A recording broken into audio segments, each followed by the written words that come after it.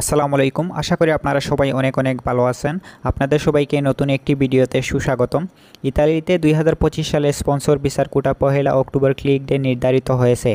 আগাম ফর্ম পূরণ শুরু হয়েছে 1 জুলাই থেকে, চলবে 31 তারিখ পর্যন্ত। 2023 থেকে 2025 সালে স্পন্সর বরাদ্দ করা 4,52,000 শ্রমিক নেয়ার কার্যক্রম আগামী 1 অক্টোবর ক্লিক ডের মধ্য দিয়ে শেষ হচ্ছে ইতালিতে। কর্তৃপক্ষ জানিয়েছে, জুলাই মাস জুড়ে দেশটিতে স্বরাষ্ট্র মন্ত্রণালয়ের নির্ধারিত ওয়েবসাইটে সকাল 8টা থেকে রাত 8টার মধ্যে আগাম আবেদনপত্রগুলো পূরণ করে জমা রাখা যাবে। তবে এরই মধ্যে দালাল চক্র আবারও তৎপর হয়ে উঠতে পারে বলে আশঙ্কা ইমিগ্রেশন বিশেষজ্ঞদের। তাই বাংলাদেশিদের সতর্ক থাকার আহ্বান জানিয়েছেন তারা। এদিকে বর্তমান সরকার 2026 থেকে 2028 সালের জন্য আরও 5 লাখ শ্রমিক নেয়ার সিদ্ধান্ত গ্রহণ করেছে। কিন্তু বর্তমান সরকারের এই 5 লাখ শ্রমিক নেয়ার বিষয়ে পার্লামেন্টে তীব্র সমালোচনা করেছে বিরোধী ডেমোক্রেটিক দল।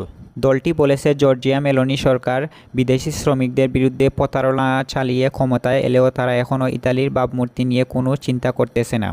বিদেশিদের মধ্যে অপরাধ প্রবণতা দেখা যাচ্ছে বলেও অভিযোগ বিরোধী দলের।